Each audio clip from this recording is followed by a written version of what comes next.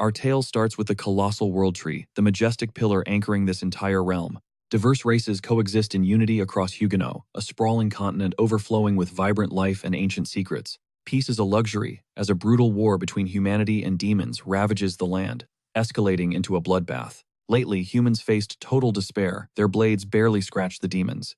But finally, destiny was about to shift. Amidst the carnage, a beacon of hope ignited the battlefield, unleashing long-forgotten primordial sorcery upon the world. With this god-tier power, they decimated the monster legions effortlessly. These elite warriors charged through the slaughter, restoring faith to mankind. Their legendary feats earned them a title whispered in awe across the nations. They were the Grimoire smiths, master forgers of mystic tomes, and the ultimate saviors of humanity. Fast forward to the present, a fortress wall is under siege as soldiers desperately fire their thunderous cannons. A massive blast rocks the front lines. A commander screams for the archers to stop the beast's ascent. A fire-tipped arrow pierces a monster's eye, yet the beast keeps moving, head skewered but still thirsting for blood. Grinning wickedly, another demon looms over a terrified guard. Paralyzed by the sheer malice, the soldier begins to snap. He shrieks in pure agony as a tide of frenzied monsters begins to swarm over the battlements. Razor-sharp claws hook onto the ledge, leaving a nearby soldier frozen in a state of absolute shock. The grotesque beast hauls itself up, revealing a nightmare form. The guard stands petrified, unable to even breathe. Death is certain until a mysterious hooded figure steps forward, clutching an ancient glowing book. He invokes Grand Reflection. A blinding pillar of light erupts, shielding the man and striking the monsters head-on. The impact blasts them off the wall. The stranger calmly tells the guard to rest. The danger has passed. Suddenly, two more elites join the fray. They apologize for the delay while checking on the wounded survivors. They commend the soldiers' bravery. Overwhelmed, one guard admits his hands won't stop trembling from the adrenaline. Their stoic leader scans the chaos. Beside him stand El, a lethal elf, and the battle-hardened swordsman Raz. Raz signals the charge, while the mage gathers mana. El draws a single arrow, preparing a deadly strike. He infuses the shaft with gale force magic, the arrowhead pulsing with a vibrant emerald radiance. Locking his sights on the carnage below, the archer breathes slowly, ready to let fly a lethal volley. Total focus, El fires and his lone arrow splits into a dozen shards, skewering multiple beasts simultaneously. Nearby, the mage's rings flare with raw energy. He steps right to the edge, commanding the battlefield. Unlocking his grimoire, he conjures a violent cyclone that vacuums the monsters into the sky like ragdolls. El is panting heavily, his mana nearly drained.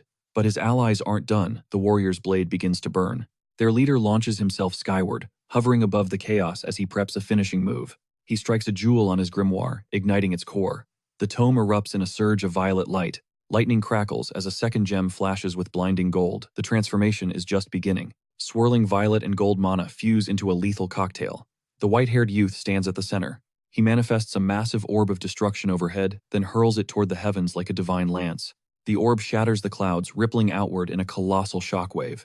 He reaches out, anchoring the spell's fury. Harnessing the heavens, he invokes Rain of Karavnos, the ultimate fusion of storm and lightning. Eyes blazing purple, he focuses his intent to release a world-ending torrent of power. A downpour of violet bolts incinerates every monster below.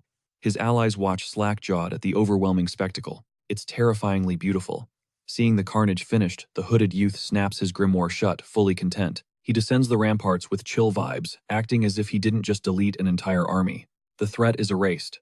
The soldiers are stunned, they couldn't even dent those beasts, yet he nuked them. One shot. One total wipeout. As the dust settles, a mysterious magic circle begins to manifest overhead. A guard stares at the mage, the gears in his head finally turning as reality sets in. That distinctive white hair. That specific mana signature.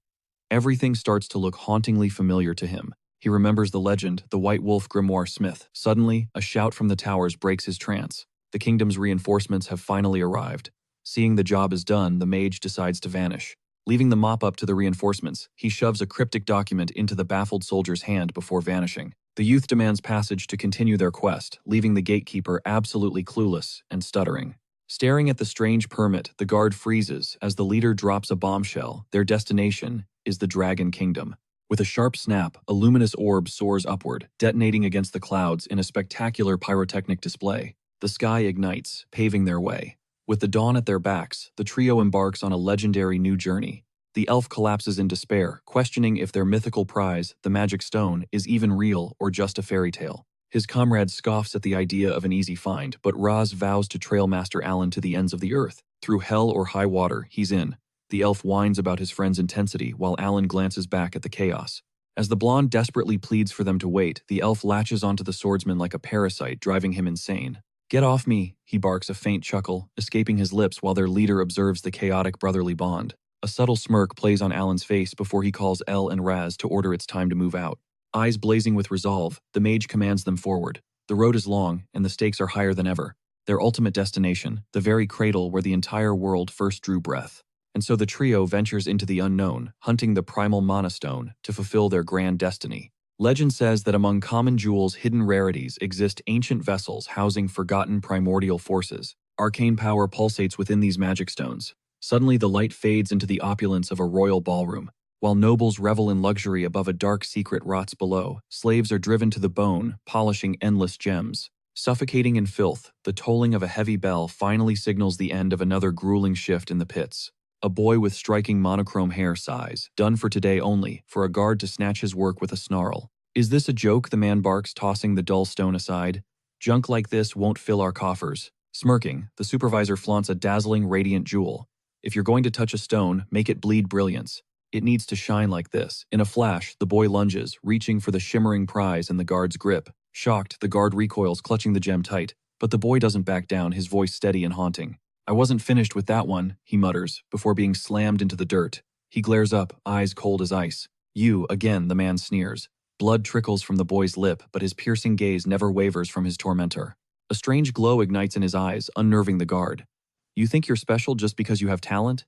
A mere stone polisher shouldn't be so arrogant." He drives a heavy boot into the boy's ribs with pure malice. The boy collapses, gasping for air. "Time for a lesson," the supervisor growls, fist tightening around the boy's hair. "Since you love stones so much, polish them all." The boy just smiles cryptically. "Then let's see how many I get." The guards unleash a brutal assault, showing zero mercy as a heavy fist connects squarely with the boy's jaw.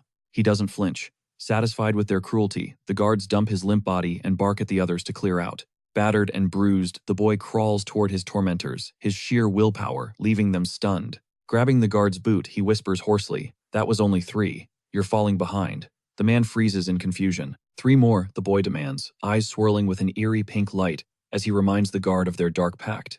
Panic strikes the guard. "Get off me, freak," he screams, but the boy clings like a shadow, refusing to let go. He begs for more pain. "Have you lost your mind?" the guard roars, losing his cool and resuming the brutal beating. The blows rain down harder than before, but the boy's soul is unbreakable. "Is that all you've got?" he yells back. An elderly slave watches in silent horror as the guard tosses the mangled boy into the abyss of a pitch-black cell. The cell is freezing. Bloodied and broken, he slumps beside another dying soul as a sliver of dawn pierces the gloom. The faint light reveals his scars. Waking up, he winces, realizing he let his obsession go a bit too far this time. A faint smile touches his lips as he recalls the vibrant gems he's touched: crimson fire and golden suns. But that sky-blue stone, it felt different, heavier, more powerful. Clenched in his fist, it hummed with life. He gazes at its beauty, yearning for more. If only they'd let him polish them in peace, he could unlock every secret. Suddenly, 2 eyes burn through the shadows. A guard kicks the bars, screaming for the trash to get back to work. The shift has begun. The old man hobbles over, whispering a single question: "Can you even stand, kid?" The youth nods, and the elder gently pulls him to his feet. Nearby, the other captives trade confused glances at the old man's sudden kindness. He realized that during their climb, no one had uttered a single word to the kid, not since the day he first arrived in this hellhole. Returning to the grinding wheels, the elder settles beside him without a word. "Do you need something?" the boy finally asks, breaking the tension. "Just a small favor," the old man whispers. Suddenly, the overseer looms over them, barking orders to polish every gem to perfection or face the consequences. The boy nods silently. Unappeased, the guard sneers, promising a brutal lashing if he catches those eyes fluttering shut for even a second. Tuning out the hostility, the youth locks his gaze on the fragment in his palm, a mysterious deep violet shard that seems to pulse. He traces the hints of crimson bleeding into the purple. A faint grin touches his lips, his heart racing to see its final, radiant form. Once the gem glimmers, the elder asks why he'd risk provoking the guards. "I was just trying to stay focused," the boy shrugs simply. The old man presses him, baffled by his reckless calm. Confused, the youth finally turns, asking exactly what the old man is digging for. He claims it's no big deal. He just genuinely loves the craft. Polishing stones is the only thing that brings him peace. He admits his past was a colorless void, an orphan scavenging through filth, where beauty was a luxury he couldn't afford. Survival was his only instinct, leaving his soul hollow. He knows this forced labor is a literal hell on earth for any human. Yet amidst the misery, these mesmerizing gems are his only escape. The old man watches him, his gaze heavy with realization. Wearing a look of pure disbelief, the elder asks if he really endured those scars and sleepless nights for mere rocks. Just for these irritated, the boy snaps at him to back off. His passions aren't up for debate by some random stranger. He's simply captivated by the hidden elegance of these tiny treasures. Intrigued, the old man lifts a jagged, unpolished shard from the pile. Is this scrap beautiful too? The elder tests. The boy's eyes ignite. The more you grind, the brighter its inner soul glows. Stunned, the elder confesses that the soft luminescence of the stones actually eases his troubled mind. He's floored. How can a mere boy see that? The youth doesn't get the big deal, but the old man's mind begins racing. Fingering his beard, he mutters that it all makes sense now. His gaze shifts, turning sharp and calculating. He realizes the kid is a diamond in the rough. That beauty the boy sees, it's actually traces of a primordial ancient magic. These aren't just jewels, they're magic stones conduits for raw, terrifying power trapped within their crystalline cores. Combined with a grimoire, they're lethal. But the scraps they're forced to polish here, they're nothing but bottom-tier trash. Just the cheapest debris available. The boy's jaw drops. Are there even more stunning gems waiting out there in the world? Goosebumps erupt along the boy's arms as the elder confirms it. A whole universe of powerful stones exists beyond these walls. Stones infused with the fury of fire, the grace of wind, or the depth of water. The variety is endless. Magic beyond his wildest dreams eclipsing these pebbles. Finally, the boy begins to grasp the scale of this world. The realization hits him. The world is brimming with these artifacts. Are there truly thousands more than what's in this dump? Eagerly, the youth begs for more info. Where are they? How do I find them? His voice filled with newfound hunger. First, you've got to escape this prison, the elder replies. The very idea of freedom leaves the boy absolutely stunned. Chaos erupts as the old man is violently shoved to the floor. His stone clatters away while the boy rushes to his side. Who's plotting an escape? A chilling voice demands. A figure draped in silk emerges, clutching a magnificent glowing grimoire. The tome radiates pure, opulent authority. Its power is palpable, leaving the boy completely paralyzed in its terrifying shadow. Flanked by armored guards, the noble sneers at the captives. Where exactly do you think you're going, trash? Emerald eyes burn with lethal contempt as he stares them down. The youth can't even move, locked in a cold sweat. The noble scoffs, amused by the boy's confusion. He hadn't expected these rats to still possess any spark of hope. So you still have the guts to dream, the man mocks. Glaring with pure venom, the elder spits out the man's name. Malik, he growls. You have some nerve showing your face here. The aristocrat simply stares back with cold indifference. A wicked smirk plays on Malik's lips. When the boy asks if they're acquainted, the elder's grim nod says everything. With a heavy heart, the old man declares that Malik has abandoned the mage's code. He is nothing but a traitor. Malik feigns a wounded heart, laughing that they were brothers in arms for over 30 long years. The irony is sickening. The elder's knuckles turn white. A sudden vision of the past flickers two young, ambitious mages standing side by side. He had trusted him with his life. Memories of laughter and shared celebrations at grand banquets flood his mind. But the bond shattered 2 weeks ago. A young girl was taken Malik's pawn in a sick, calculated game. He traded her life for the grimoire and black market gems. As the master of grimoire mages, the elder will never forgive this. The noble's laughter echoes as he brands his old friend a hypocrite. The trap is finally set. His granddaughter is a pawn, now a price, for the old man's kindness. This frail elder, a genius of 10 ancient magics. They call him the coordinator of miracles, a living legend of the forbidden arcane arts. His grimoire erupts with blinding light, but the villain just sneers. Without this toy, you're just a pathetic fossil. Fury burns in Klaus's eyes. Keep your filthy paws off my legacy, he spits with pure venom. Malik parrots the threat with a sadistic grin. He's tried cracking the book's secrets, and failed miserably. High-tier ancient spells remain locked to him. Frustrated, the villain slams the priceless relic into the dirt. Worthless junk, he barks. Suddenly, the scattered jewels ignite. The young boy watches mesmerized by the dancing light. Prismatic rays flood the dungeon, reflecting in the boy's wide, sparkling eyes. His heart hammers against his ribs. He feels a pulse, a soul-deep resonance with these forbidden artifacts. A cosmic vision unfolds. The stones aren't just glowing, they're calling his name from the void. The realization hits him, the sage's true power doesn't live in these trinkets. Where does that godlike strength hide? It's not the book. Malik finally sees the truth behind his rival's legendary status. The power dwells within his eyes. Tell me your secrets, Klaus, the villain screams, losing his mind. He lunges, demanding to know how the old man senses the mana flow. Klaus fights back with everything left.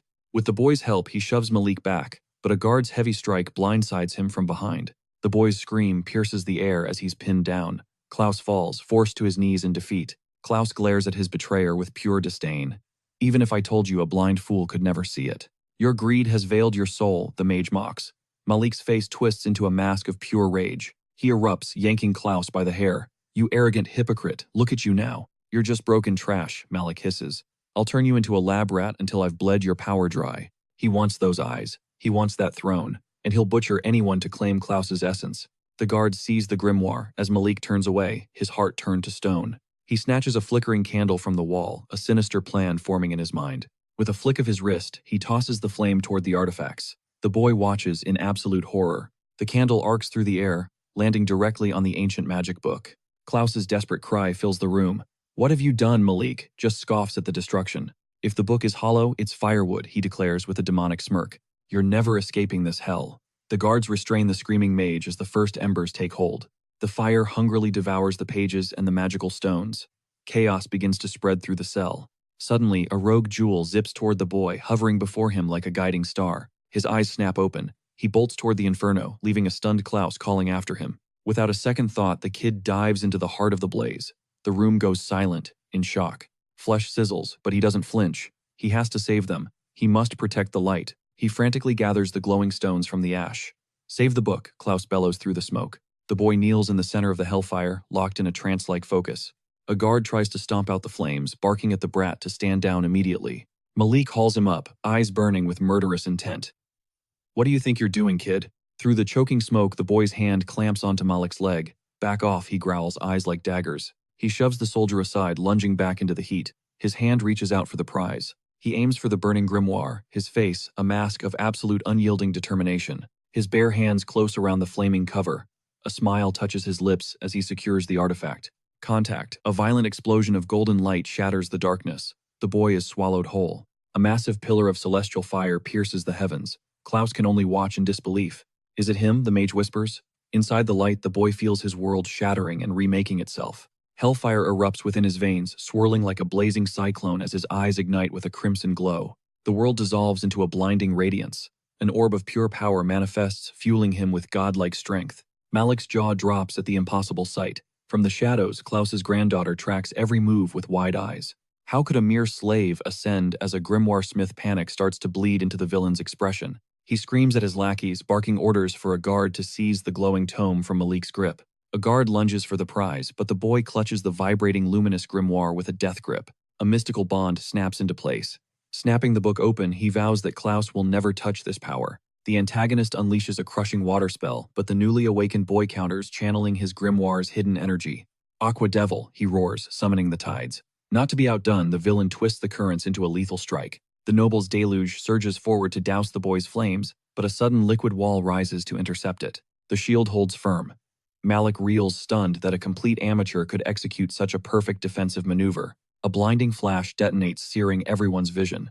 Through the whiteout, the boy gazes at the dancing inferno surrounding him. He feels the heat obey. With a sharp sweep of his arms, he commands the embers into a towering wall. The villain freezes his mind, racing to decode the mystery behind this boy's terrifying untapped potential. It is impossible. How can a rookie handle such complex magic the second he awakens his grimoire? Kneeling amidst the blaze, the boy's gaze shifts. Klaus realizes those eyes are reading the forgotten script of antiquity. This isn't just luck. The boy's resonance with this power is off the charts. Combined with those artifacts, he could unleash a god-tier calamity. The old man realizes he's looking at a once-in-a-century prodigy. Yet raw talent won't save a green rookie. He dreads that Malik's overwhelming power might still be too much. Things are spiraling fast.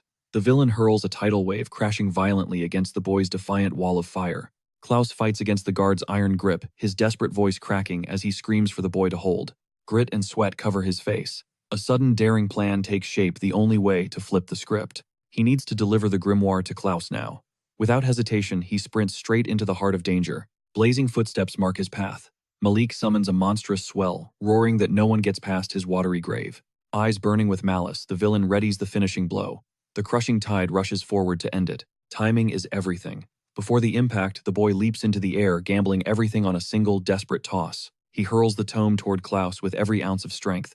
The grimoire soars through a chaotic storm of elements. Chaos erupts as the tidal wave swallows the battlefield, slamming into everyone with the force of a falling mountain. The boy's cry is cut short as he's blasted backward. Magic stones scatter like glass shards in the wreckage. Mid-fall, Klaus snatches the jewels from the air. Suddenly, a massive detonation of steam and light consumes the room. Malik watches the carnage unfold. The shockwave tosses the boy like a rag doll, smashing him into the cold stone. Broken and drained, he collapses into the dirt. With his final breath, he wheezes out Malik's name in defiance. Burning with righteous fury, Klaus grips the grimoire and begins slamming the stones into their ancient slots. "Your little game ends here, Malik," he growls.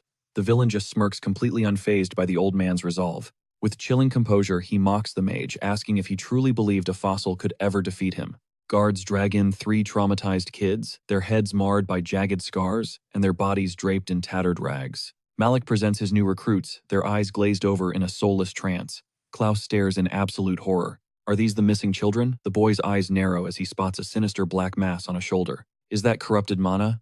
The villain gestures to the mark, mocking their confusion with a wicked knowing grin. He presses the dark gem, boasting it was engineered specifically to be Klaus's ultimate downfall. In a blur, he brutally tears the gem from the kid's flesh. As the child collapses, a guard heartlessly kicks the limp body. The small, broken frame of the child remains motionless on the cold floor, discarded like trash after the assault. Nausea hits the boy and Klaus as the sheer cruelty sinks in. Even the guards tremble at such savagery. One guard mutters in disgust at the monster. Klaus demands to know if he's really stooped to human experimentation. The test subjects lie lifeless. The boy struggles to grasp the horrific meaning of experimentation while the villain scoffs. All he craved was raw power. Those brats were just disposable trash to him. Pure rage ignited within the boy. Hearing the noble's chilling cruelty, Malik loomed over a victim, claiming this was all for his twisted research. He grinned, declaring it a supreme honor to serve as fuel for such a glorious study. Klaus roared the traitor's name in fury as Malik smirked. Suddenly, a sinister crimson aura bled from Malik's skin. Reacting instantly, Klaus conjured a blazing firewall to shield himself and the other captives. Grasping his grimoire, he unleashed a firestorm against Malik's assault. The boy watched, absolutely mesmerized. "That's real magic," he gasped, but Malik's dark arts were overwhelming, slowly devouring Klaus's righteous flames. The mage buckled under the crushing pressure, fighting to hold his shield. Malik just sneered, mocking his struggle. He'd long envisioned this total humiliation. Now he vowed to drain every drop of their blood for his sick experiments. The boy realized they were cooked if things didn't change. Desperate, he struggled to find his footing amidst the chaos.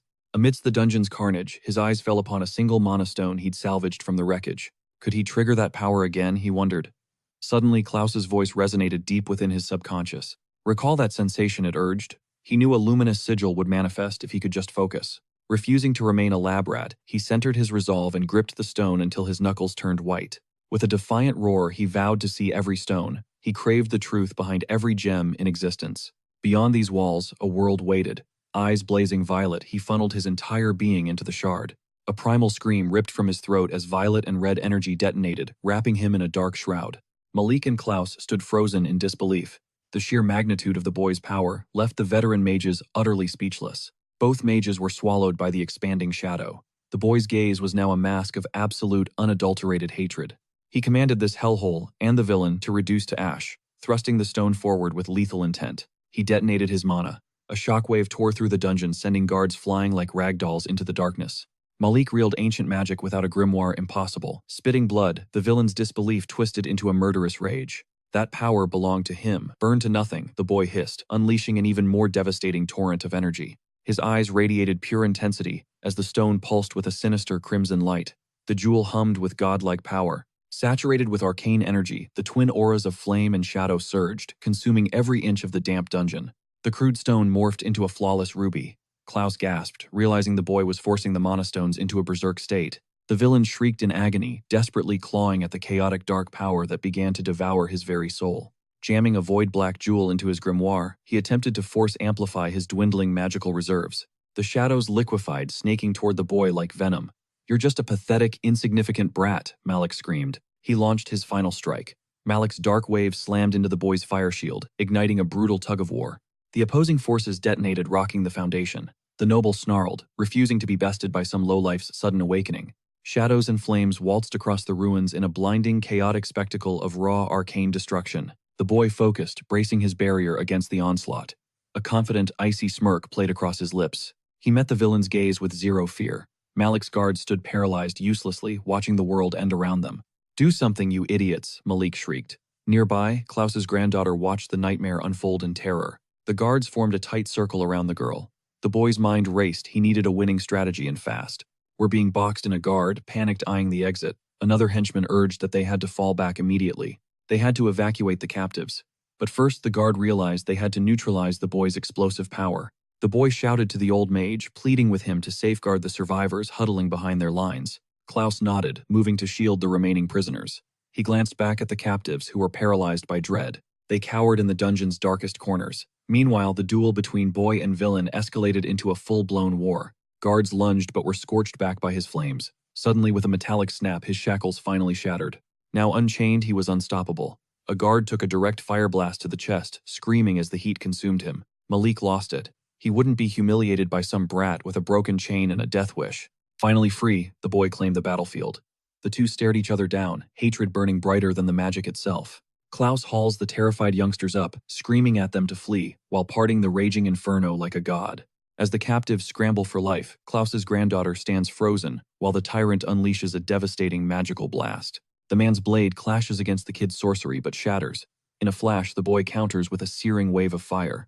The villain scrambles behind his mana shields, but with steel in his eyes, the young warrior pours every soul-shattering ounce into his strike. Quickly, the granddaughter weaves a defensive array around the guards.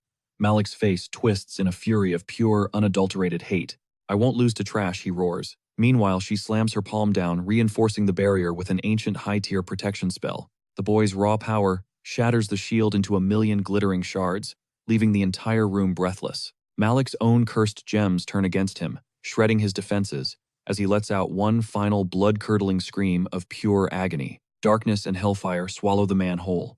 Around the boy, black flames dance like hungry spirits serving their new master. He stares coldly at his broken foe.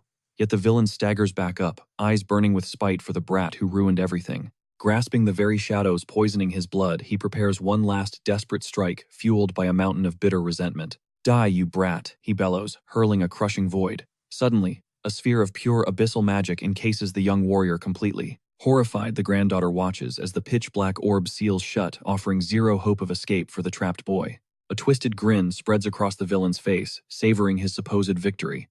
Until the absolute impossible starts to happen. Hairline fractures spiderweb across the sphere. Suddenly, the man is sent flying backward by a massive shockwave of pure energy. Stepping out from the swirling dust, the boy's voice drops to a lethal whisper, "Don't you ever cross my path again." The inferno devours the man, his screams echoing until he finally collapses as a broken heap on the cold stone. Klaus is stunned. He knew the kid had spark, but an unawakened novice just absolutely dominated a veteran high mage. Approaching the fallen Malik, the boy asks if such cruelty truly makes him a common criminal.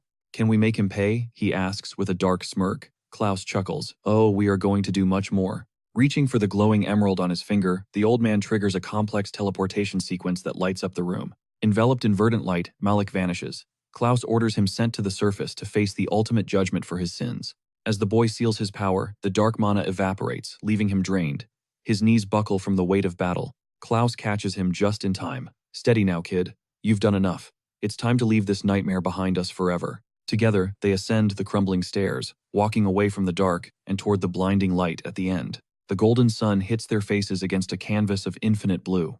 The boy looks at the shattered collar around his neck. "Free," he whispers, a radiant smile breaking across his face. After an eternity in the dark, they finally made it. Turning to the old man, the boy eagerly asks about the legendary magic stones. But the peace is short-lived. "That's him," a guard shrieks, pointing a shaking finger. "That's the slave who burned the entire manor to the ground." In a heartbeat, a wall of steel surrounds the boy as knights draw their blades, their eyes full of accusation. Dragged into a cold courtroom, the boy stands trial for a crime he never intended.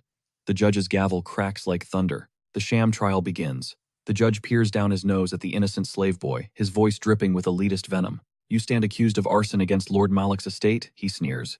"Why bother with questions for a creature like this?" Without a shred of evidence, he passes the sentence. Outside, the bloodthirsty mob howls for the boy's head in a rage. Nobles jeer from the stands, calling him filthy vermin, while guards move in to drag him to his certain doom. But the boy doesn't flinch. His jaw tightens, glaring daggers at the corrupt judge who just signed his death warrant. Just as hope fades, a booming voice cuts through the chaos. "Hold your tongue, I have a major objection." A refined nobleman in glasses steps into the light. The boy's eyes widen. It's the same old man from the dungeon. The courtroom erupts in hushed whispers. Is that Lord Klaus, the legendary master of miracles, has actually appeared in person? Judging a man solely on the chains he once wore, Klaus asks, his gaze sharp enough to cut through the judge. He turns his back on the court and looks directly at the king who sits lazily upon his golden throne. "It's been quite some time, Klaus," the king sighs, looking like he'd rather be anywhere else but this boring trial. Why would a man of your stature risk everything for a lowly, nameless, enslaved boy? The boy waits, his heart racing as Klaus prepares to drop a bombshell that will shake the entire kingdom. Because Klaus declares, smirking at the stunned crowd, this boy is officially my newest magic apprentice. Utterly lost, his temper flares as he bellows, demanding to know if a mere slave has actually awakened.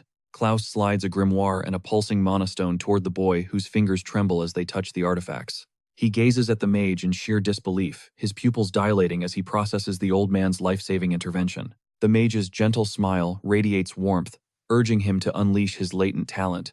A smirk finally tugs at the boy's lips. Clarity hits him like a lightning bolt. Gripping the magic stone tight, he readies his soul for the coming storm. He realizes respect isn't given, it's taken.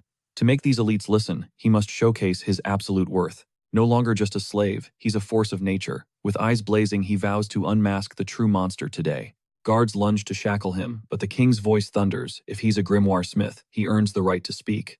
The king falls silent, his mind racing as he weighs the impossible reality of an enslaved person's awakening. Skepticism lingers in the air, as the king admits he's never witnessed a slave becoming a grimoire smith. A noble scoffs in agreement, reminding the court that such masters are a legendary rarity. A few per year at best, another sneers impossible for trash. To silence them, the boy slams the stone into the book. Boom! A gargantuan tidal wave erupts from nowhere, drowning the entire courtroom in a swirling vortex. The crowd is paralyzed, jaws dropping as the slave boy displays raw, unbridled power. Even the king stands stunned. Watching with intense focus, the king finally speaks, noting how effortlessly the boy wields that basic water spell. This is a lie, the noble screams, refusing to accept the reality unfolding before his very eyes. He rants about highborn failures, but the boy just rolls his eyes, muttering about how elites love their own voices. Sick of the yapping, he sends a hydroblast surging toward the man, trapping the arrogant noble in a watery cage. Terror paralyzes the noble. Cold sweat pours as the water dances around his throat like a predator ready to strike. The boy spits facts, calling out their obsession with bloodlines and their habit of looking down on everyone else. He asks if being a noble makes them untouchable gods.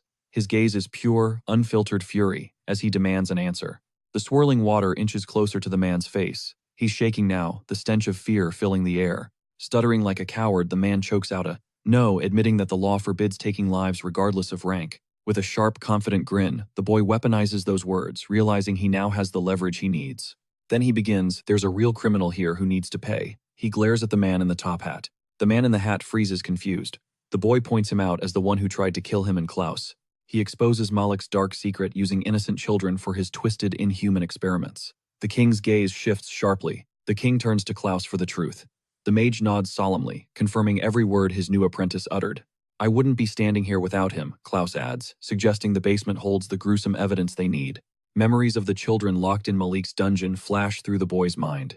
He knows they are the smoking gun. They are the living proof of Malik's sins. The young man stands tall, challenging the kingdom to discard him if they dare. Trash me for being a slave if you want, he warns, but I'll burn this place down before I let you take me. His mana surges the courtroom floor, flooding as water soaks the expensive robes of the terrified nobility. Klaus cuts through the tension, framing the boy's outburst as a warning of what the kingdom might lose. He poses the ultimate question: can the king really afford to throw away a talent this legendary? Silence falls. The two stand defiant in the heart of the court, waiting for the king to play his hand. The king sighs, ending the trial, and commanding his knights to raid Malik's estate without delay. Decision made. Klaus and the boy turn to exit the lion's den, their heads held high in victory. Before they vanish, the king's voice rings out, warning Klaus to keep a very close eye on his gifted student. Klaus bows with a smirk, promising to guide him. Outside, the boy stretches, finally breathing the air of freedom. A radiant smile breaks across his face. The weight of the chains is gone, replaced by a refreshing new life. Klaus chuckles, noting the boy looks like a completely different person in his new gear. Are you really the strongest mage? The boy asks. Klaus corrects him, call me master. I'm a grimoire smith. Buzzing with hype, the boy asks about stones and gear. Klaus tells him to chill, but the kid is already planning. The master smiles. The journey is just beginning, and his apprentice has a lot to learn about the fundamentals. The youth freezes in shock, stammering that his only goal is the stones, but Klaus cuts him off, calling him Alan. Wearing a visible pout, Alan tunes in to his new mentor. Klaus warns him that this continent is a death trap. With demons swarming from the west, the mage's expression turns ice cold, forcing the boy to grasp the lethal stakes. He warns that solo travel is suicide, yet Alan's knuckles whiten as he grips his fist in silent defiance. Fueling his dream with pure grit, Alan demands to hunt the stones, holding his master to a sacred vow. You're the one who showed me this world, Alan barks. The mage sighs, finally sensing the boy's burning resolve. Recognizing the raw talent and restless spirit of his apprentice, Klaus taps the boy's head with his grimoire, empathizing deeply. Klaus declares that to survive the hunt for magic stones, Alan must first evolve into a true grimoire smith. Knowledge is power. The master reveals a hoard of glittering jewels, breaking down their mystical ranks and hidden traits. He promises that mastering magic at the legendary Magic Tower will completely shatter Alan's narrow worldview. The tower offers the ultimate arsenal for his quest, and Klaus urges him to exploit every resource they provide. Use them to live exactly how you choose, Klaus tempts. Alan echoes the words, the weight of the choice sinking in. A faint smirk plays on Alan's lips as he stares at his hands, imagining the elusive magic stones within his grasp. To claim his freedom, he must first claim power. With eyes blazing with new purpose, Alan makes his choice. He nods, accepting the gamble. If the Magic Tower is the path to strength, then that is where he'll go. But he flashes a cocky grin, warning that if it's a waste of time, he's hitting the road immediately. Klaus chuckles, unfazed by the threat, fully betting on the explosive potential hidden within his young student. Welcome to your beginning, Klaus beams. Ahead, the Magic Tower looms, a colossal monument of ancient power. The newest grimoire smith has arrived. Alan steps into his first day, heart racing and ready to face the unknown. Klaus begins the briefing, revealing the tower isn't just a school, it's the world's primary shield against darkness. It's a dual fortress for research and war, where grimoire smiths hunt high-stakes missions for the Empire. Here, freedom is absolute. One can chase knowledge or glory. Alan hangs on every word, absorbing the tower's secrets. The explanation ends as the mage gestures toward a spiraling staircase, giving Alan his final objective. Go complete your registration, Klaus commands, before abruptly turning his back, leaving Alan standing in total confusion. Citing urgent business, Klaus leaves him behind. With one last grave look, the mage wishes him luck. Alan begins the grueling climb up the endless soul-crushing stairs, his legs screaming for mercy with every step. He groans in agony, cursing the infinite climb. His face twists into a grumpy scowl as he struggles upward. Dragging his feet, he finally hits the summit, panting and praying he's actually in the right place. Regaining his swagger, he smirks and heads for the counter. Suddenly, the air around him shatters. Something streaks past his face like a bullet. Startled, he spins around to see massive mystical gears grinding overhead. The sight is mind-blowing. People are literally drifting through the air in a room that defies gravity. He watches a mage carving golden, glowing runes into a wall that reveals itself as a colossal living book. Alan stands mesmerized as researchers wield their grimoires like weapons of logic, leaving him completely lost in the chaos. A bubbly blonde girl crashes into his space, chirping, "Are you the legendary Mr. Allen we've been waiting for?" The receptionist's sudden energy catches him off guard. She reveals that the Tower Master himself announced his arrival. With a bright smile, she congratulates him. One quick signature, and his life as a smith officially begins. She presents his ID on a silver tray. Alan's eyes widen. Is this a genuine monostone he's holding? She confirms his hunch. As a fresh apprentice, he's been gifted a pure water element stone. Rank up through missions to unlock true authority, she teases.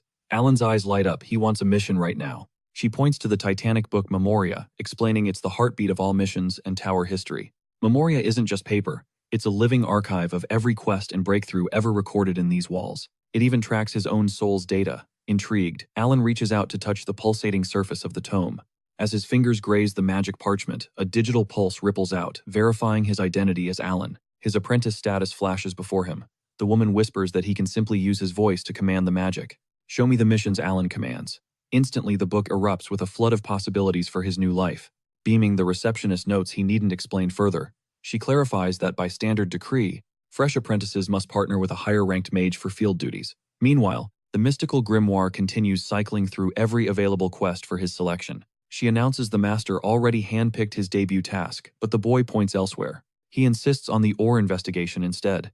Trembling, she warns that's a graduation-level trial. Crawling with lethal fiends. Unfazed, the book glows as it registers his daring choice, sending the clerk into a total frenzy.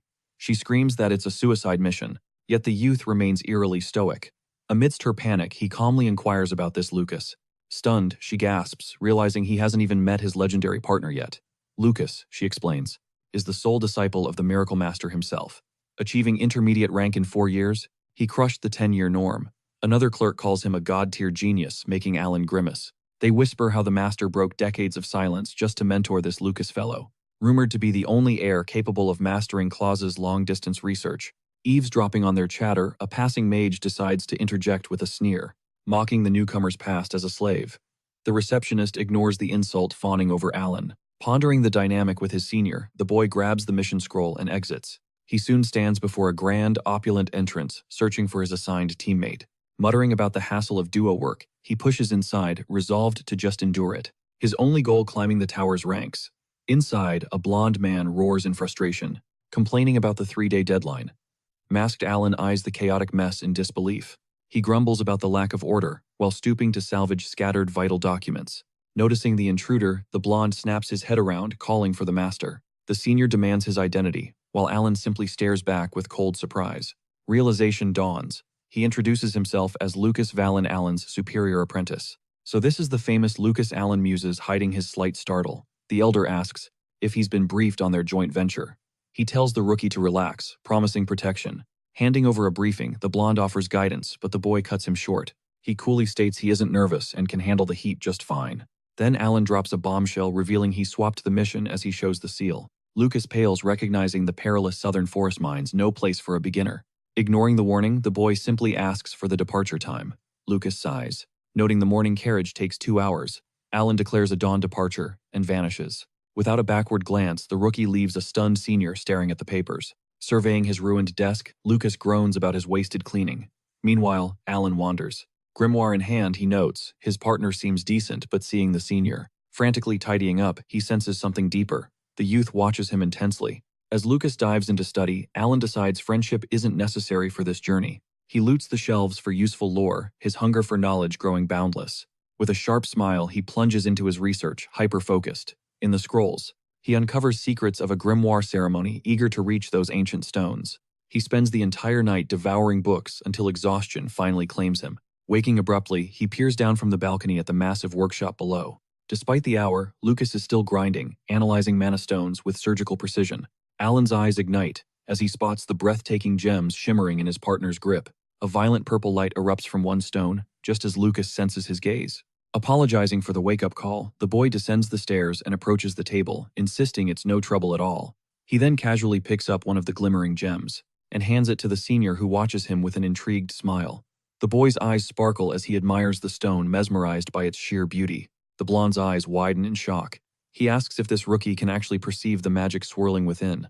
Normally, in this vast tower, only the master and he possess the vision to see the gem's ancient essence. But the boy's focus shifts to the intricate golden frame encasing the small stone. Comparing it to the others, he notes that this specific housing is designed differently from the rest. The senior is baffled by the boy's unexpected observation. The young man then points to 2 specific jewels, claiming they are identical. The senior finally catches on, explaining that the border designs vary for a very specific reason. Curiosity piqued, the boy asks about attribute and derivative stones. The blonde explains that these gems are meticulously processed to serve as a conduit for a mage's power. With a sharp, focused gaze, the boy nods, absorbing every bit of his partner's wisdom. Gems are split into 2 categories based on the ancient mana they hold. Attribute gems command the raw forces of nature: fire, water, earth, and wind. Derivative gems, however, are far more unique. They trigger phenomena outside the natural elements, granting extraordinary abilities. From seeing through solid objects to even more mysterious powers, their utility is endless. The senior adds that these derivatives can even amplify one's hearing to superhuman levels. The boy then gestures to an empty slot in the grimoire his partner holds. He points out that the left and right circuits are distinct. The right side is reserved strictly for derivative stones, while the left houses attribute gems. The rookie asks if these circuits are the key to drawing out the ancient magic, and the blonde confirms his hunch. It's only through these grimoires that mages can wield such devastating power. Alan grips the attribute gem, his gaze burning with intense curiosity. His partner emphasizes that above all else, these grimoires are a mage's most vital possession. The young man leans in his focus absolute as he hangs on every word. With a deadly serious expression, the senior declares that for a mage, this book is life itself. The boy's mind flashes back to his master's similar warning. He remembers Klaus's thunderous voice shouting, "Don't you dare touch my book." The blonde explains that a perfectly synced grimoire makes casting magic effortless. The rookie wonders if the right book truly makes such a massive difference in power. The senior finally realizes why the boy accepted such a suicidal mission. The prize for success is nothing less than the right to join the selection. The boy confirms his goal with a smirk, and the older mage tells him to return the borrowed gems. The young man looks at his grimoire, seeing it now as his ultimate travel companion. The carriage wheels churn violently as they race toward their destiny. By the following dawn, the duo finally reaches the ominous shadows of the southern forest. The blonde notes the treacherous, muddy terrain left behind by the heavy rains. Pointing toward the distance, the boy asks if that's the miner's village. His partner nods in confirmation. They move toward the settlement, but a chilling realization hits: there's not a single soul in sight. They stand frozen, observing the ghostly silence of the abandoned village. The rookie whispers, asking if the mine's proximity is the reason for this eerie stillness. His partner agrees, noting the entrance is just ahead. Suddenly, the boy's instinct screams something is wrong. He snaps into a combat stance. In that heartbeat, a dark shadow streaks like a bullet right between the two mages. Dozens of demonic beasts with glowing crimson eyes emerge from the gloom. The senior growls that these are the very monsters they were sent to exterminate. With a cold, serious look, the boy grips the grimoire he was entrusted with. From a bird's-eye view, the two mages look like tiny specks, completely surrounded by a ravenous pack of wolves. The boy recalls the specific gems lent to him for this hunt. He has fire, water, and earth gems ready for the slaughter. The blonde considers using fire for a quick end, but fears the forest will burn. He commands the rookie to stay back so he can shield him. The senior begins channeling mana through his earth attribute stone, but the boy just smiles confidently, declaring he can handle himself as his magic surges to life. With absolute certainty, the young man prepares to unleash his hidden potential. He touches the earth gem embedded in his grimoire, ready to invoke his first true spell. A brilliant golden radiance erupts from the book as he enters the fray. A massive, glowing magic circle manifests beneath his feet, shaking the ground. His partner watches in disbelief as the rookie manipulates high-level magic with terrifying ease. The boy feels the gem's raw power. It's a wild beast to control, but he pushes through with a fierce battle cry. He summons a colossal wave of sand from the earth. The sand instantly hardens into lethal spikes, impaling a demonic beast with brutal precision. The monster shrieks before dissolving into nothing but dark, ethereal particles. Covered in dust, the senior stares at the carnage, completely floored by the display. As the blonde stands in shock, the boy just smiles, casually mentioning he learned the secret to slaying. One look at the kid's face, and the veteran finally sees the real deal. He admits the rookie earns his spot and offers a rare apology. Now the senior demands a real show of force as they clash side by side. They're a blur of motion, weaving earth and gale into a lethal dance. Suddenly, a wolf lunges from the shadows, targeting the blonde mage's blind spot. But these two aren't amateurs, they're locked in and ready for anything.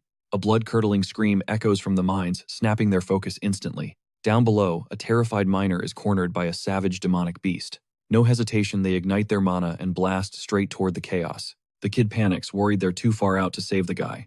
Without a word, the senior yanks him by the collar, catching him off guard. "Clutch that grimoire like your life depends on it," the veteran barks. With lethal intensity, the blonde mage starts chanting the Israfila wind spell. A massive vortex erupts, catapulting them into the sky like a rocket. The veteran roars his partner's name as they soar toward the mines. The rookie shakes off the shock, bracing for a high-impact landing. Deep in the caverns, a worker is trapped with 0 exits left. They dive right over a massive wolf, the undisputed alpha of this pack. Mid-flight, the kid snaps open his grimoire to trigger an earth spell. Jagged stone pillars erupt from the floor, shielding the miner from death. The miner gasps in relief, thanking his saviors for that clutch intervention. "Get to safety," the blonde yells. "We'll take care of these monsters." A titanic wolf emerges, explaining why this pack is so damn huge. This is the great father of wolves, and he's looking for blood. The rookie's eyes widen. He spots something strange inside the beast's forehead gem.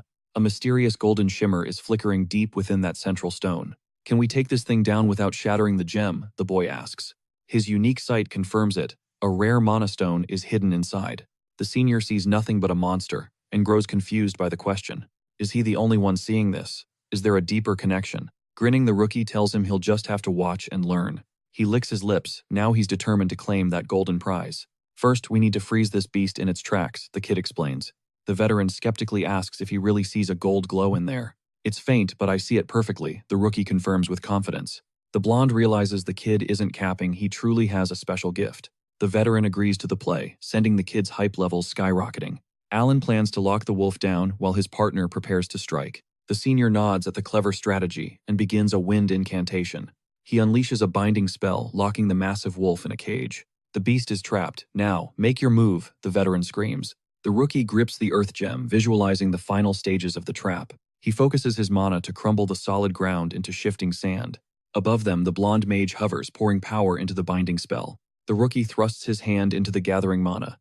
His senior watches in pure shock as violent flames ignite. They bleed into his wind spell. With razor-sharp focus, the kid fuses the elements into a dual-attribute storm.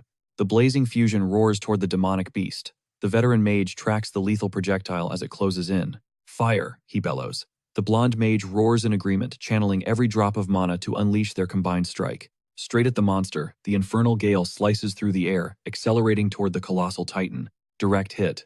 The gem is torn right from the beast's skull, and its physical form starts to disintegrate. The crystal spirals away as the boy sticks the landing. His partner cheers, savoring their hard-won triumph. They finally secured it. But wait, the rookie is already diving headfirst off the edge of the platform. He's chasing the falling treasure. The boy plunges through the sky, reaching out with desperate, trembling hands. His eyes are locked on the crimson shard. He readies his grip, prepared to seize the glowing prize. At the last second, his fingers snap shut around the gem. He shouts in victory as his boots hit dirt. Holding the trophy high, he grins, mission accomplished. The blonde veteran descends, offering a rare word of praise. As the kid examines the core, the senior realizes his talent is already on par with intermediate mages. He can't forget that perfect mana synchronization. A faint smile plays on the senior mage's lips. This kid is a once-in-a-generation genius. He sighs, realizing he's ended up with a terrifyingly gifted apprentice. The boy stays grounded, mesmerized by the stone's glow. Beaming, he waves his senior over to look. He points out a mysterious golden shimmer. Handing it over, he notes the mana feels strangely faint. The veteran inspects the rock but sees absolutely nothing. He shrugs, deciding to consult the master later. Could there be ancient mana hidden inside? Nearby, the trembling miners watch their saviors with awe. They check if the mages are injured. The blonde confirms the threat is dead and checks for casualties. Suddenly, the boy freezes, sensing something eerie from the mine's depths. He stops dead in his tracks. A chilling sensation washes over him. It felt like a ghostly voice was calling his name, distant but clear. Haunted by the feeling, he scans the area before touching the gem on his chest. It pulses with a faint, ethereal light. His partner's voice snaps him back to reality. The senior needs to log the finds. The boy nods and they gear up for the next phase. It's time to scour the ore vein. The blonde signals the start, but the rookie hesitates, staring back. He eventually follows. They reach a village manor, where a family tearfully thanks the boy for their lives. The senior finishes the paperwork while the rookie gazes outside. They still have to verify the mana source.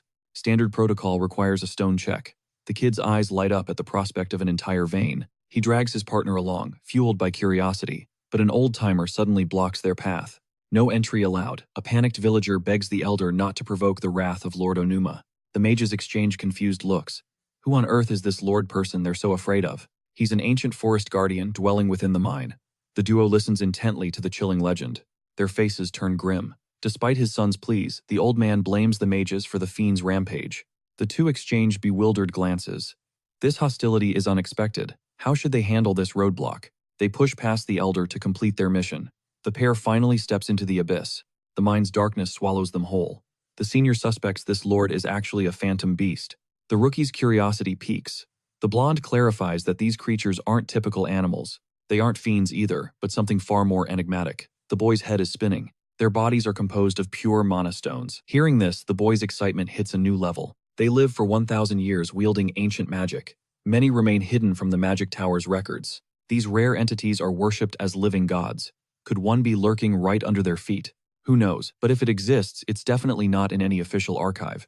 Don't get it hyped, they're divine. Yet rumors say they occasionally bestow unique gifts upon chosen mages. A golden phoenix blesses a mortal in the lore, but the senior dismisses it as fiction. Reading ancient scrolls, the boy grins, finding the concept of a gift-giving deity absolutely fascinating. Eyes wide with wonder, he pictures a creature forged from mana stones, hoping an immortal could reveal their true origins. Was that voice just a monster? The young hero wonders, his heart racing with the desire to finally communicate. Peering into the abyss, the cavern's hidden glory leaves him breathless. His gaze sparkles, captivated by this ethereal, one-of-a-kind sanctuary. They finally reach the mana vein, where colossal azure crystals pulse. He's drawn toward that mesmerizing, sapphire-like glow. Floating through the space, he reaches out his fingers, brushing a mana stone with pure, unadulterated awe. Beaming, he declares, this hidden grotto is the most stunning sight he has ever laid eyes on. The blonde notes that for their kind, the search is effortless, thanks to that radiant golden aura. His partner nods, recalling that ordinary mages rely on tools. Suddenly, a blinding migraine hits, and the boy gasps. Scanning the shadows, he feels that eerie sensation creeping back. That mysterious voice is calling his name once more. Gravity fails as crystals begin to levitate. He lets out a cry, leaving his partner frantic and fearing the worst. Disaster strikes. The floor shatters, sending him plunging into the void. His desperate screams echo through the darkness. Swallowed by the mine's throat, he falls through the crushing dark toward a mysterious golden shimmer at the abyss's floor. He hits the ground with a heavy thud, groaning from the impact. Suddenly, a streak of gold flashes past. Crystal reflections dance in his eyes. Looking up, the sheer volume of gems leaves him completely and utterly floored. He stumbled into a massive cathedral of mana stones. In total disbelief, he wonders if this treasure is even real. Surrounded by a sea of radiance, he questions his senses. His eyes sparkle, mesmerized by the sheer impossible beauty. From high above, his partner's worried voice rings out. The young mage quickly shouts back that he's all right. Pushing deeper into the cave, the blue intensity becomes blinding. Suddenly, he freezes in his tracks, his heart hammering. Noticing one massive spire pulsing with alien light, he spots a silhouette shifting deep within the crystal's heart. Are those horns? Before he can think, a gargantuan crystalline beast begins tearing itself free from the stone wall. He watches, paralyzed, questioning if this titan is actually alive. The behemoth locks eyes with him, staring intensely. A voice speaks of a nostalgic scent. Sensing zero killing intent, the boy relaxes as the voice tells him to chill. It's surreal. The voice isn't heard through his ears, but vibrating directly inside his mind like a psychic echo. Seeing its body forged from pure mana, the truth finally clicks. Stunned, he asks if it's the legendary Phantom Beast. The creature confirms its ancient title, leaving the boy completely shook by the revelation. Recalling his partner's warnings, he asks if it was the caller. The beast admits it followed his unique scent. The beast reveals a shocking secret. His eyes perceive the same hidden world that phantom creatures inhabit. It hasn't encountered a human like him in ages, leaving the boy lost in a whirlwind of deep thoughts. His eyes burn with golden fire as he absorbs the explanation. The young hero reveals his glowing palms. Is this the light, he asks. The crystal beast's interest peaks, leaning in closer to inspect the divine radiance. It identifies the power as ancient magic.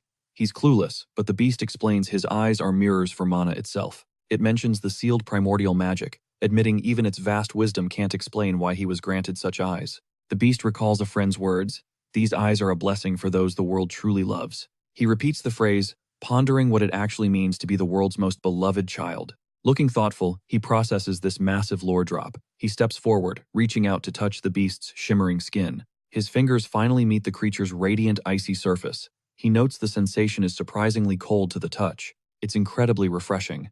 Grinning, he describes the feeling like a surge of heavy, freezing mountain water. He presses his cheek against the crystal, calling the beast beautiful. The creature actually offers a surprised thanks. That's a first. It vows to flex this compliment to the 7-star kings, leaving our protagonist totally confused. The beast explains they are the ultimate life forms, the literal pillars holding the entire world together. The boy is floored. There are 7 beings even more cracked than this one. The beast realizes it overshared. It's been centuries since it saw the kings. The boy makes a hilarious face, realizing that immortality must be exhausting. The beast prepares to hibernate again, but the boy quickly stops it with a barrage of curious questions. He asks about the ancient magic, but the beast tells him to relax, calling him the world's favorite child. A radiant love flows from him, foretelling that the 7-star kings will soon cross his destiny. They'll lead him to magic's source. As the boy stands stunned, the beast whispers its final revelation. "Hear the truth from the kings," it says, demanding the boy hold out his hand for a blessing. The creature grants a humble gift to the future mage, sensing a soul capable of handling ultimate power. A light beam erupts from its horn, forming a scale. Is this a mana stone? The boy wonders. The scale glows intensely, as the beast names him a child favored by the entire world. With this gift, he'll reach his goal, the primeval mana stone. The boy is left utterly speechless. Shocked by the news, he tries to stop the fading beast, his mind racing with 1,000 questions. He shouts for answers, but a blinding flash consumes everything, searing his vision with pure white light. The beast vanishes. Back in the darkness, the boy clutches the crystal, while his partner's voice echoes nearby. His friend rushes over with a lantern, looking relieved to find the rookie alive, if a bit dazed. "Where did the giant cave go?" he asks. He can still feel the beast's presence now far away. The creature is sleeping in a distant realm. "Hey, what's that in your hand?" his partner asks curiously. Fumbling awkwardly, the boy explains that the phantom beast gave him this scale as a divine gift. Stuttering through the explanation, he gets completely flustered under his friend's suspicious and judging gaze. Suspicion lingers as they return to the magic tower, where their master begins to analyze the mysterious stones. Klaus notes that these aren't ordinary mana stones. They are far more unique than anything they usually mine. The senior demands a report, but the rookie's head is spinning. The master offers to handle it himself. While finishing the report, the master snaps his fingers, pulling the apprentice out of his crystal-induced trance. "Polish that scale into a jewel," he suggests. The boy cheers as the master prepares the necessary tools. Klaus mentions research reports and choosing a grimoire, but the boy is clearly lost in his own world. The word grimoire finally snaps him back to reality. Suddenly, the rookie is focused and fired up. Bursting with excitement, he grabs his partner. "We have to go, right now, let's move," he shouts. He's desperate for that new grimoire. The poor blonde is dragged along by the rookie's sheer unbridled hype. Finally, they reach the selection area. The boy's heart races. Today, he finally claims his own magic book. They step into a massive shadowed hall that looks like an ancient archive from another era. A locked, chained gate blocks the path. Driven by curiosity, the young man peeks through a tiny crack. Inside lies an infinite ocean of grimoires. Standing there, he dreams of the partner he's destined to find.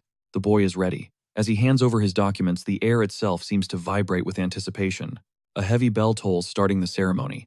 The gate's massive gears grind together with a deafening metallic roar. High-ranking mages turn in surprise, whispering about who could possibly be participating in this rare selection. One mage is shocked to see the rookie. Disdainful eyes fall upon the group, questioning their very presence. What a fool, they sneer. A grimoire would never choose a low-born rookie with that background. But the protagonist knows the truth. The Golden Book isn't just a myth. He's seen the forbidden records. A worried blonde girl calls out to him. Meanwhile, the guards prepare the final passage to the archive. The path to the grimoires is open. Are all the world's magic books really kept in there? He asks.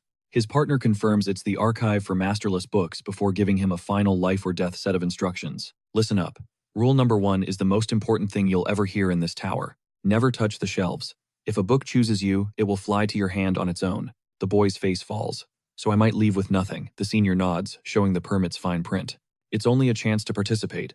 Suddenly, the gates swing wide and a blinding light erupts from within. His partner warns that the archive has no respect for the weak or inexperienced. The books decide everything. The boy just smiles. If he isn't chosen today, he'll just train until the world can't ignore him. You'll have to start from zero, his friend warns.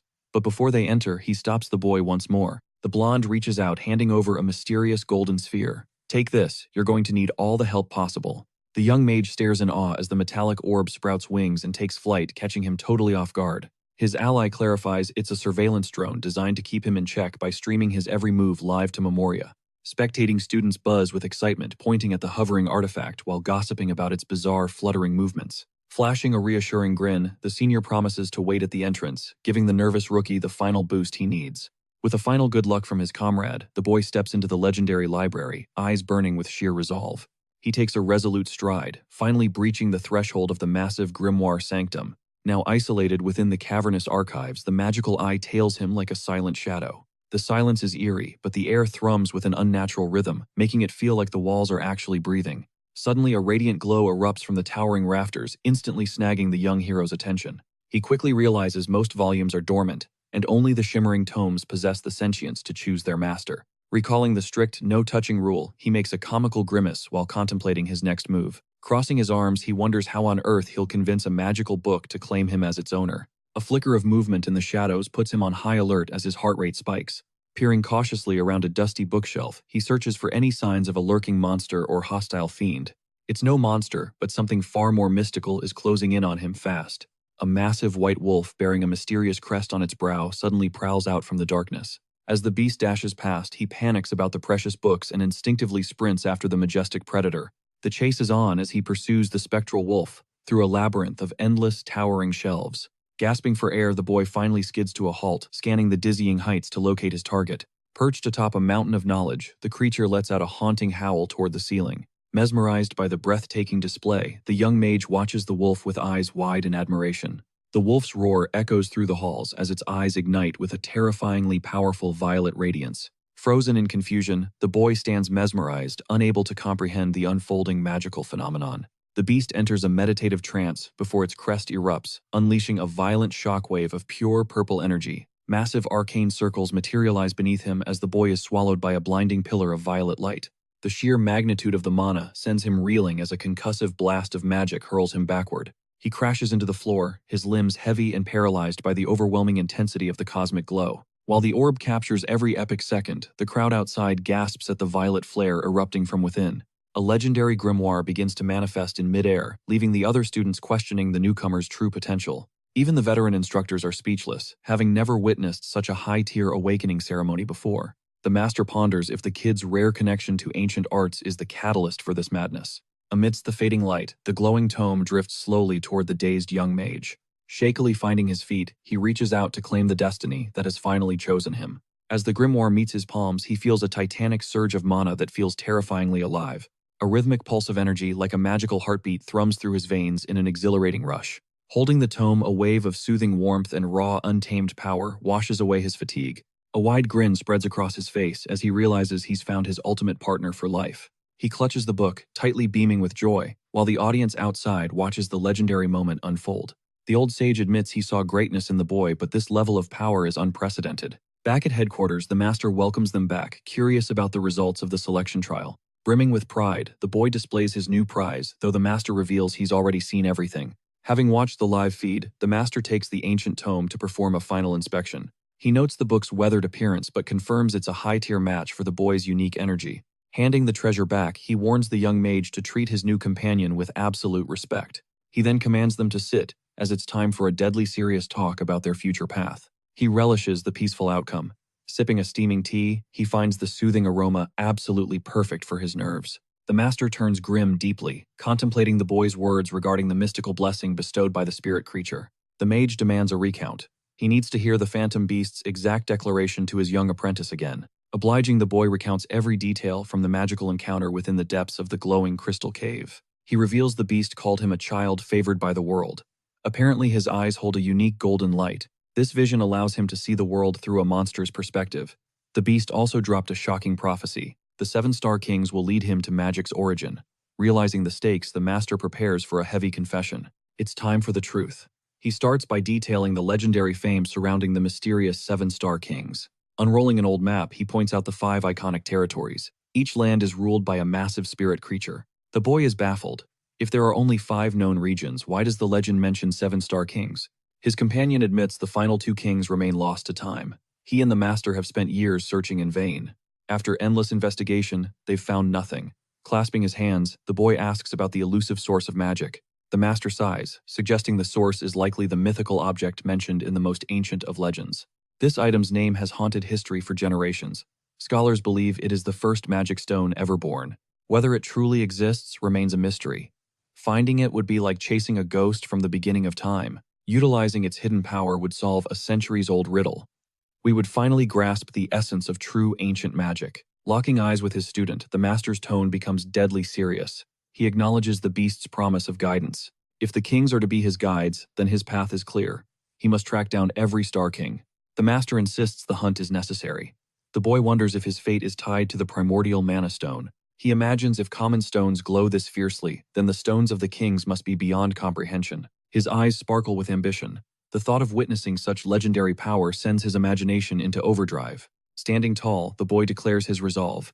He will become the world's greatest grimoire smith, no matter the cost. He will find the 7-star kings and witness every legendary mana stone with his own 2 eyes. Preparation is key, the master warns.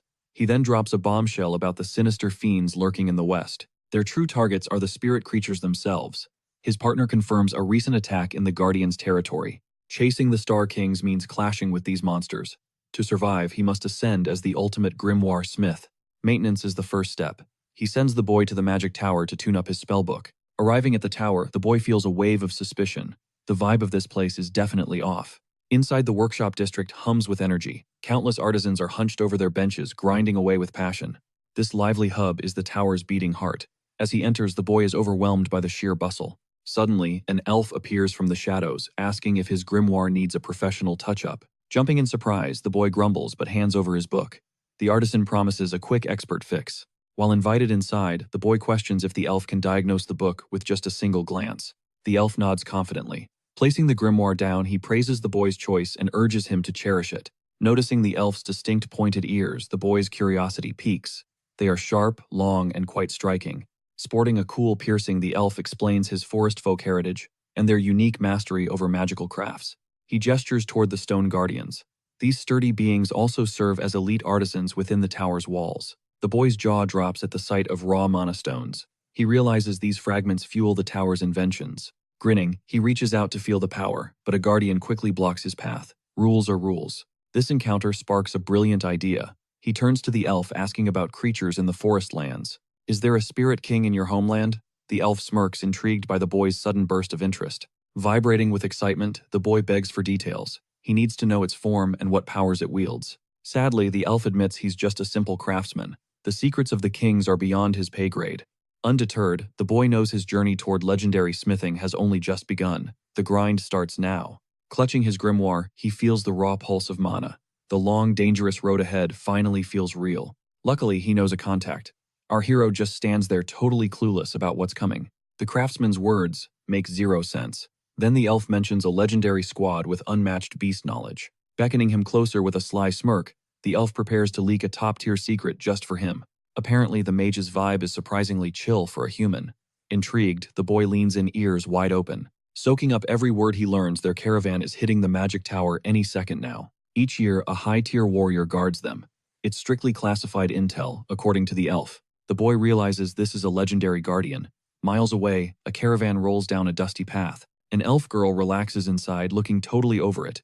She sighs about how boring this escort gig is. A soldier reports they've nearly reached the magic tower. She just nods, staring blankly at the clouds. While pondering her destination, memories of a brutal forest ambush suddenly flash through her mind. That warrior was pure grit, but bleeding out and completely overwhelmed by the enemy's numbers. Suddenly, a long-haired elf emerges, wearing a lethal smirk beneath the cold moonlight. She figures he was doomed anyway. Then boom, she slips and tumbles right off the moving wagon. Hoping for some excitement, she sighs. Meanwhile, the boy finally gets his restored grimoire back. He beams with joy while thanking the smith. Above, a bird soars through the vast open sky. It sheds glowing feathers, shimmering with pure mana. One drifts slowly toward the massive magic tower. Inside, our young mage is grinding. He's laser-focused on polishing that phantom beast's mana scale. His partner bursts in, shouting his name with some major news that cannot wait.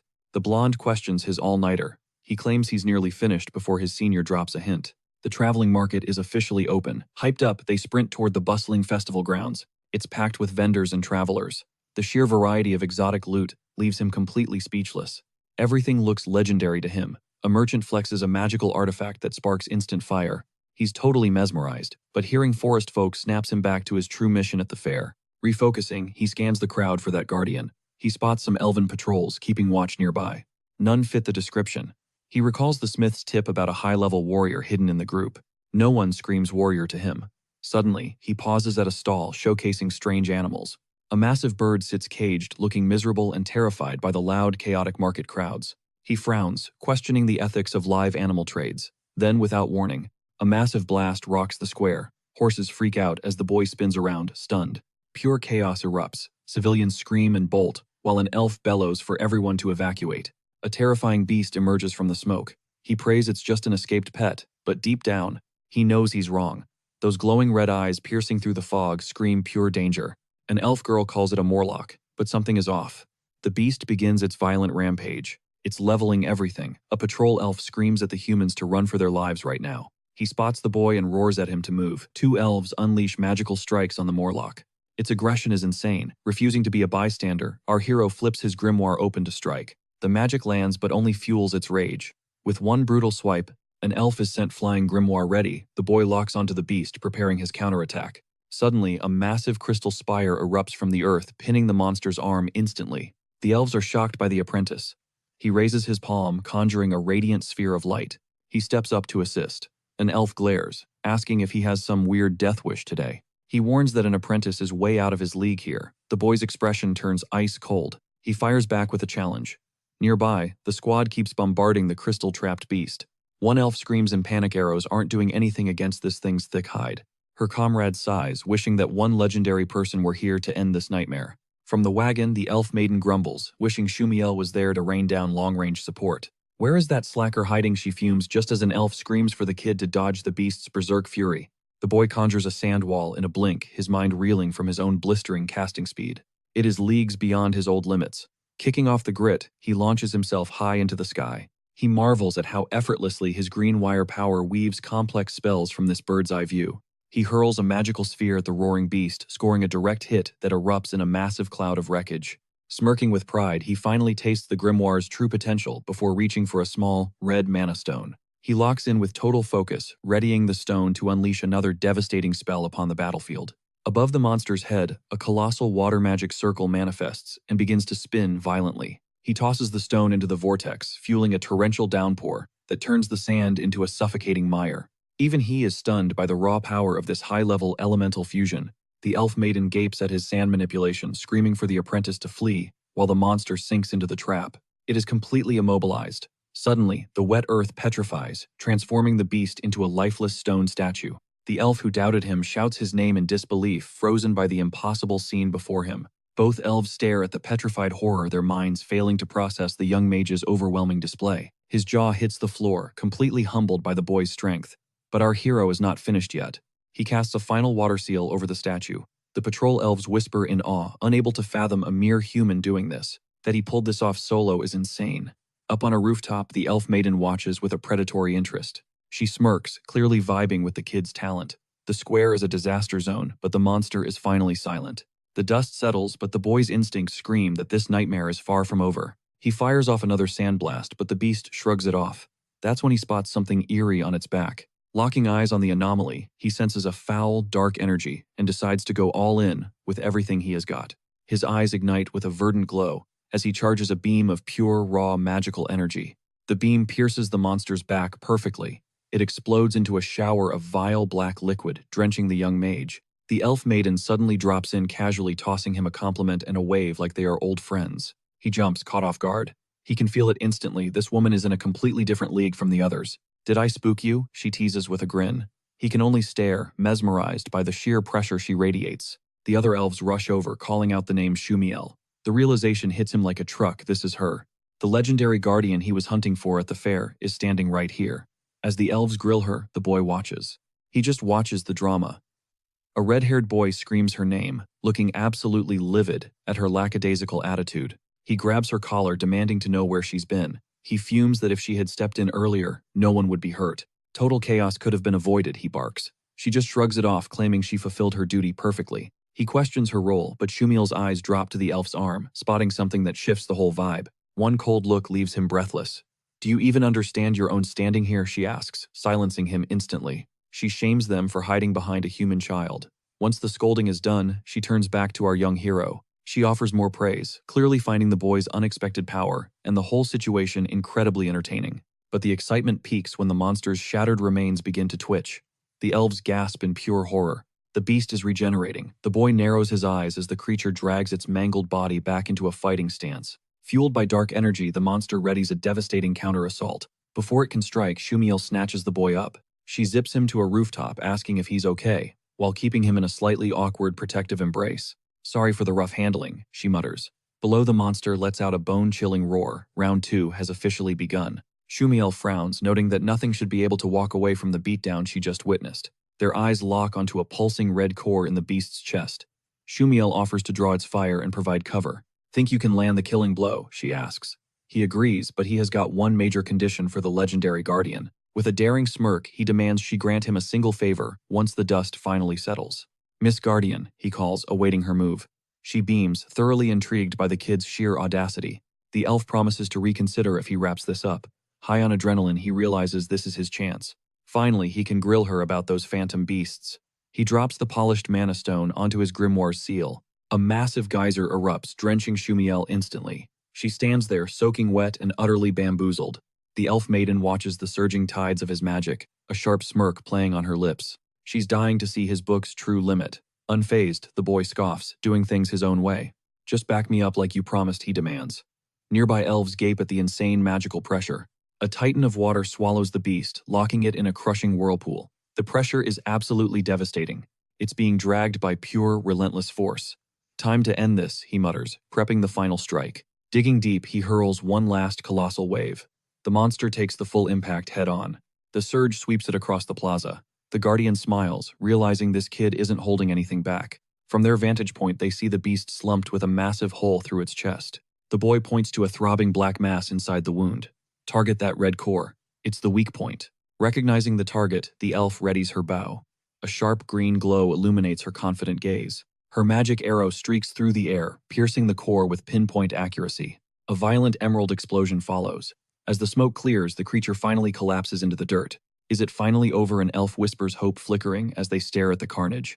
But the corpse begins to twitch. Hideous red bubbles start boiling across its skin. It morphs into a grotesque pile of flesh and slime, dragging itself back onto its feet. The monster melts into a foul, dark sludge. Terrified elves scream for everyone to run immediately. Shumiel tenses up as the creature reforms, its eyes burning with a hellish light. Without missing a beat, the young mage starts weaving another high-tier spell. He conjures a massive spinning orb of water. It lunges forward, devouring the nightmare whole.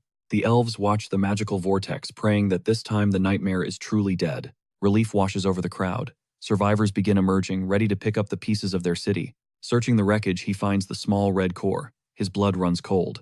It's the same type used on those servants. Suddenly, the guardian traps him in a playful back hug. "You're amazing, little guy," she chirps, squeezing him tight with genuine admiration. He quickly cashes in the favor, asking about her land's beast king.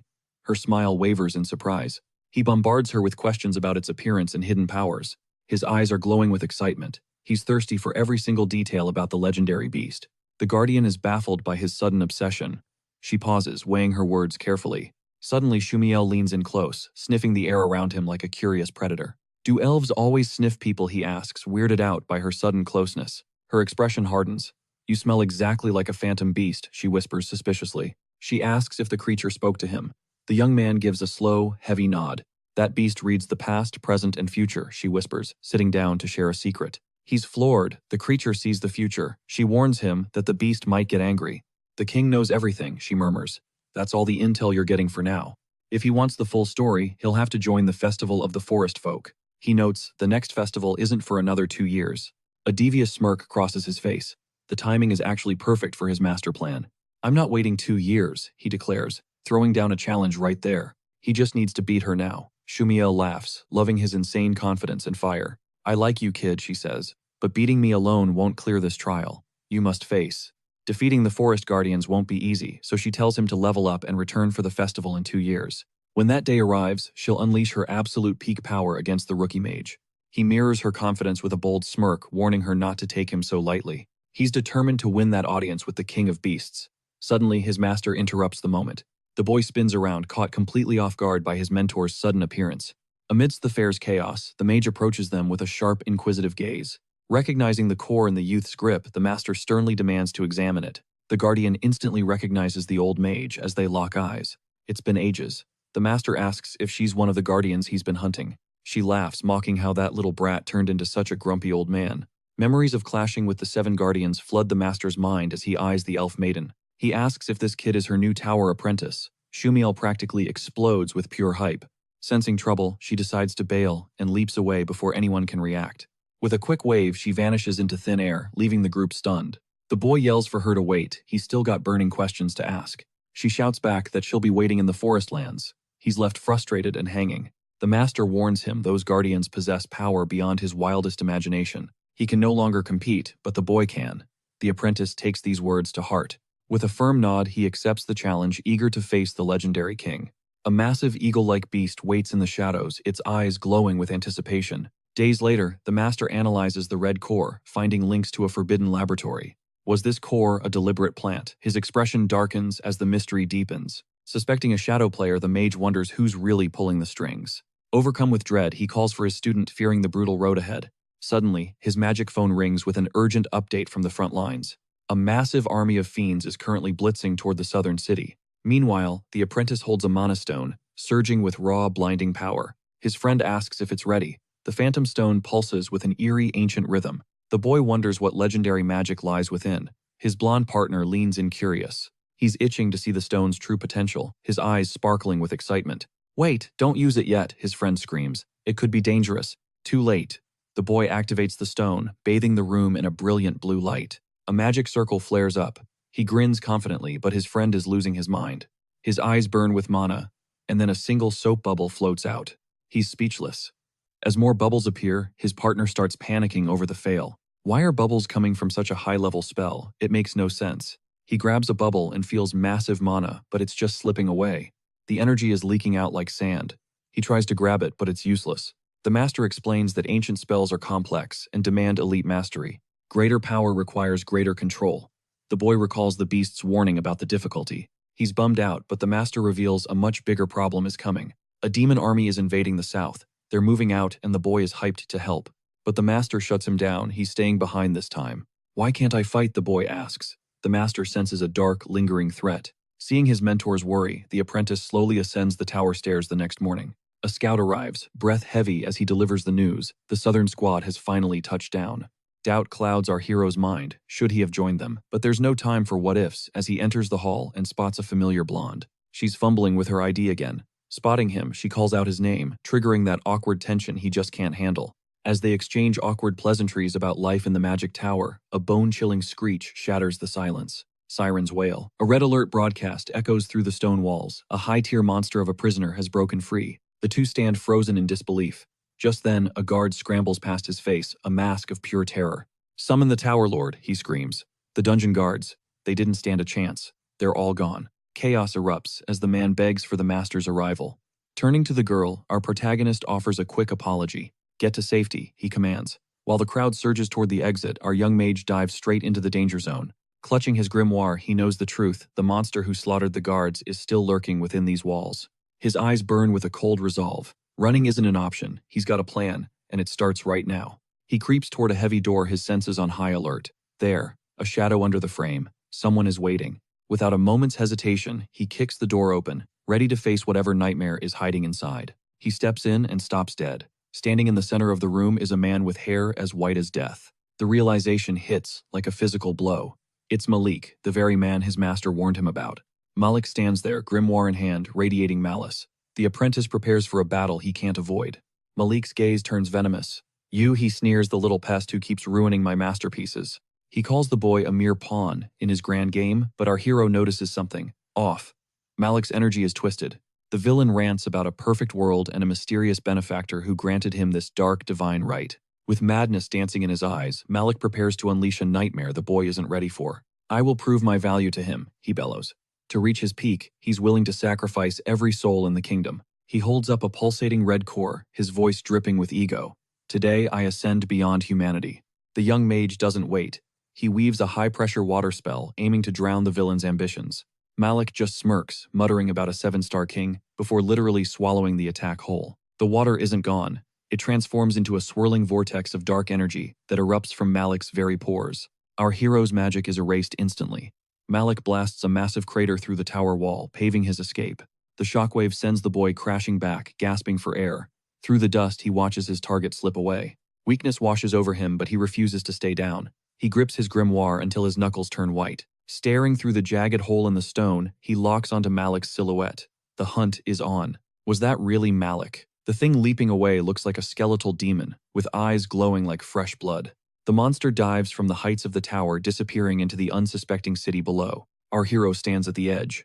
"Not today," he growls. "You're not getting away with this." He leaps into the abyss. Meanwhile, a magical broadcast screams, "All mages subjugate the demons immediately." Green mana surges through his legs as he sticks the landing. The capital has become a living hellscape. He sprints through the gardens, his mind racing to process the absolute carnage unfolding around him. A green beast lunges at a fellow mage, but our hero is faster. A single strike sends the creature into oblivion. His friend gasps a thank you, but there's no joy, only a burning rage at the devastation Malik has caused. It's a massacre. Demons are flooding the streets, hunting civilians like sheep in a slaughterhouse. No more holding back. He slams a high-grade mana stone into his grimoire, unleashing his full potential. Where did this army come from? He doesn't have the answers, but he has the power to protect these people. A grim smile plays on his lips as pure, raw energy surges through his veins. He's ready. There, in the heart of the town square, the traitor Malik stands tall, waiting for the final showdown. Malik boasts of power that could crush gods, commanding his demonic horde to leave no survivors. A winged terror descends toward a defenseless man and child. Death is seconds away. Suddenly, a massive ring of fire incinerates everything. Our hero stands in the inferno, his eyes blazing with righteous fury. Shielding the innocent from the brink of disaster, he stands tall. He drops a chilling ultimatum, warning the villain not to mistake Through the battlefield's haze, the villain's cold stare pierces right through the young apprentice's soul. The kid shouts that the beast's true challenger is him and only him. They lock eyes across the distance, bracing for the final showdown. Suddenly, a spark ignites. The grimoire's azure mana stone erupts in blinding radiance as a jade spell blasts the demon ranks. Twin ogres lunge at him, forcing a desperate defense. With a flash of lightning-fast reflexes, he conjures blazing chains to shackle the beasts. The villain sneers, laughing at the boy's hopeless struggle. The boy fires back that losers shouldn't talk. Enraged, the monster snarls, calling him a worthless brat. He unleashes a fresh wave of demons. The young mage lands a crushing blow, launching an ogre skyward. Reinforcements arrive, spotting the hero, and questioning if this villain is the mastermind. They charge in to assist. They frantically check on the boy. High above the foe weaves a lethal spell of jagged spikes. A mage screams for everyone to brace for the fugitive's strike before shoving the boy aside. No room for rookies in this war, the man barks, clutching his grimoire as he enters the fray. The villain grips the crimson core. Spotting a vital weakness, the boy wastes no time acting. He slams his mana stone into the book. The enemy's spell roars, mocking the small fry before him. The mages unleash their combined might. Their spells collide, triggering a massive, earth-shaking detonation. Amidst the swirling arcane chaos, the boy's magic surges, outshining everything in the blast. With razor-sharp focus, he guides the spell perfectly. The beast takes the full force of the impact. Defenseless, the monster is blinded by a splash of ink-black ichor, leaving him completely dazed. Despite the mage's injuries, the beast remains upright, his face contorted in pure, unadulterated fury. The villain's scarlet eyes burn with hatred. The boy panics, wondering how to kill a monster that heals. He realizes that red core is the key.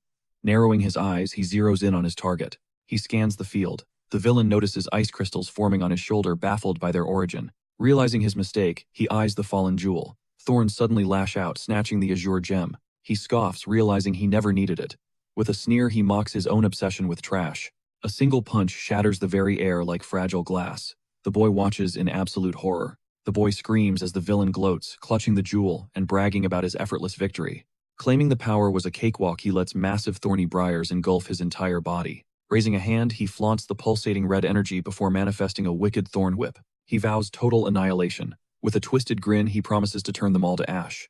Next up, the phantom beasts. He plans to purge every beast from the continent's map. His goal, total kingship. The mages watch in horror, certain that humanity's end has arrived. But the boy grips his mana stone, declaring that the fight is far from over. Staring down the villain, he calls him trash. He's about to send this monster straight to hell. With his own bare hands, the villain scoffs, laughing that a weakling like him stands no chance. Touching the azure gem atop his book, the apprentice vows to find the phantom beasts himself. Suddenly, a jagged vine skewers the boy's shoulder. The monster sneers, mocking his bravado. "Thought you were sending me packing," he mocks. Then a tidal wave of raw power explodes. Magic surges through his veins like an untamed storm. The boy's body overflows with chaotic energy. The Grimoire stone blazes with blinding light. This power, it's enough to finally end this. The villain shrieks for him to vanish, but the mage stands firm, ready to unleash hell. Grinning, he fires a shockwave at the beast. Deep in his mind, a spectral wolf awakens. Its mysterious eyes lock onto his. "Ready to help me win this?" the boy asks the spirit. The Grimoire glows, white-hot drinking in the atmosphere. Suddenly, he's drifting in a vast cosmic void. Ancient runes circle him as he reaches out, focusing every ounce of will to tame the stone. The gem radiates power. He swears to conquer this strength, no matter the cost or struggle. Wrestling the arcane power into submission, he triggers his grimoire. The magic circle flashes, bleaching the world in a searing white glow. Smirking with total confidence, he channels his newfound strength. A titanic pillar of azure light screams upward, piercing the very sky. Panic grips the plaza as the villain recoils. Shielding his face, he stammers in terror. What is this insane light? Elite sorcerers watch in stunned silence, unable to comprehend. With his eyes burning with a legendary golden hue, he declares his absolute dominance over destiny. Suddenly, a celestial whale of liquid light manifests, crashing through the square with unstoppable force.